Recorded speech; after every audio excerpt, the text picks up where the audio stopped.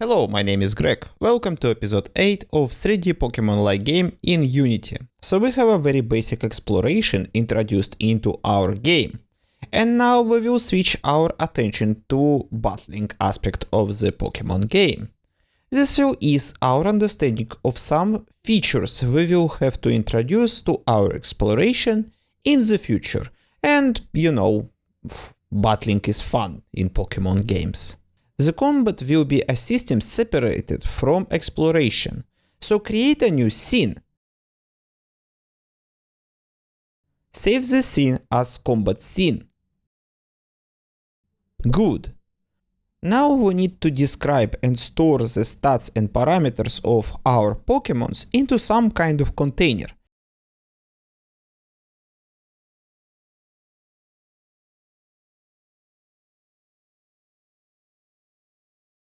And for this container, we will use a scriptable object. So let's declare a scriptable object. Let's make it possible to create a scriptable object by adding this attribute.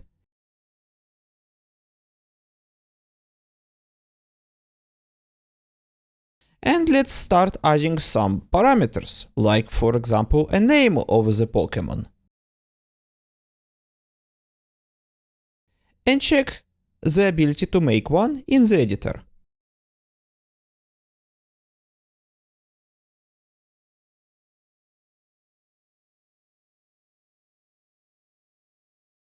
Good. So inside those scriptable objects you will be storing information about your Pokemons. And the easiest way to do this is by just declaring your stats as variables. But this will introduce serious issues with scalability in the future. Instead, we want to store our values into containers. So inside Pokemon data, create a value container.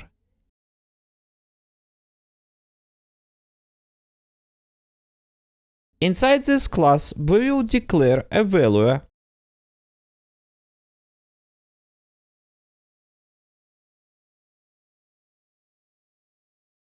and we need an identifier, which will identify what this value represents.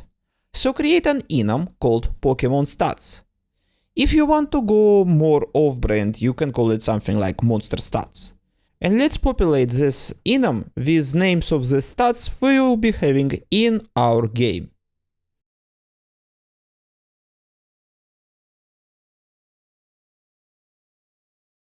Now inside the value container you have the value and enumerator which identify what this value represents. Let's make a handy constructor for this value container.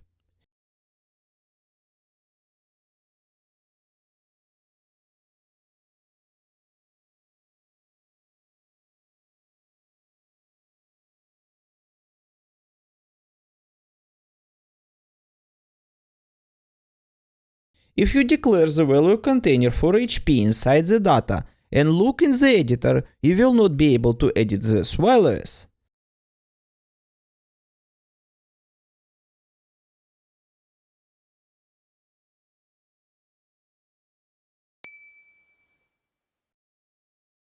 This is because every custom class have to be marked as serializable to be editable in the editor, like this.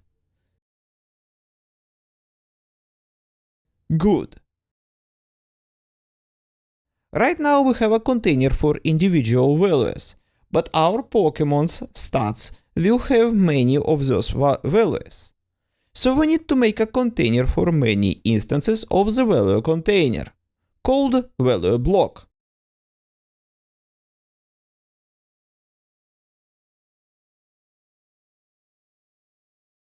With list of value containers to store multiple values.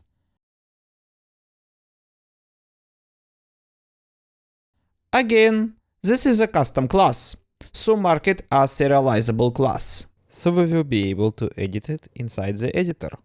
And add the stats value block into our Pokemon data.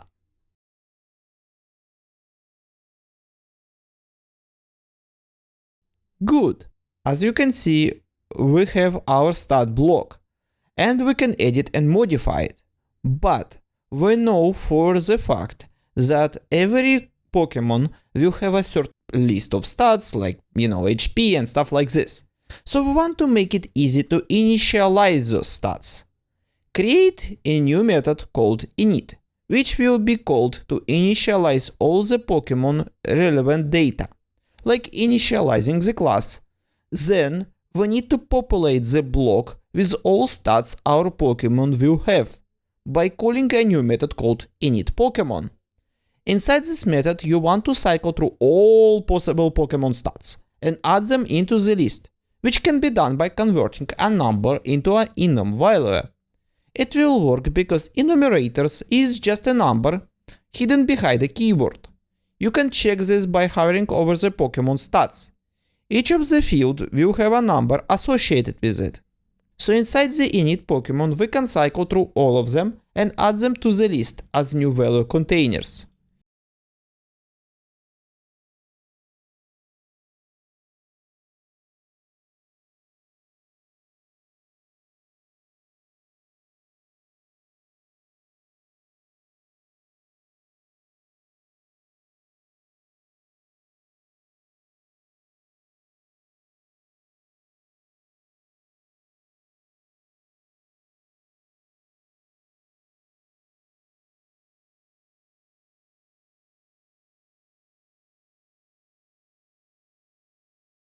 Before you add anything to the list, you are supposed to initialize this list.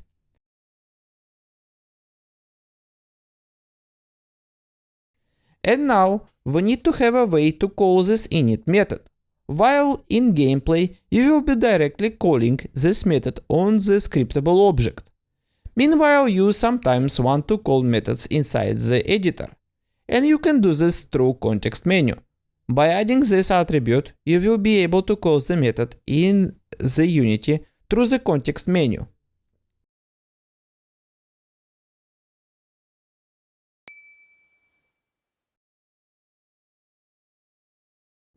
As you can see, this will populate list with all the stats.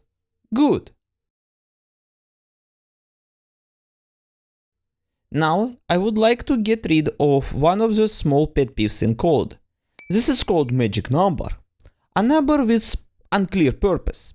Let's extract this number into constant variable called Pokemon stats count.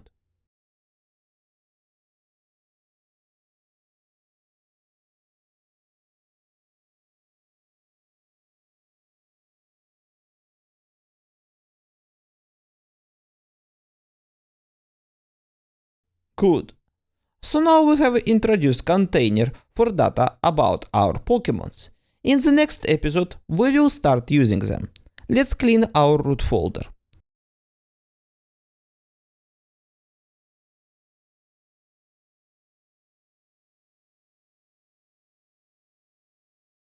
This is it for this episode. With best regards, see you in the next episode.